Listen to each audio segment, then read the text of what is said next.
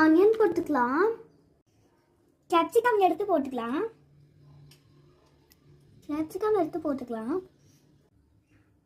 Tomato போட்டுக்கலாம். Mayonnaise போட்டுக்கலாம். Tomato sauce ஊற்றிக்கலாம். மிக்ஸ் பண்ணிக்கலாம். பிரெட் வச்சுக்கலாம். எல்லாம் எடுத்து வச்சுக்கலாம். ஃபில் பண்ணிட்டு மேல ஒரு பிரெட் வச்சுக்கலாம். சிப்லெட் பட்டர் போட்டுக்கலாம்.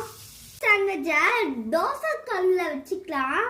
சாண்ட்விச்சை திருப்பி போட்டுக்கலாம். Sandwich ready.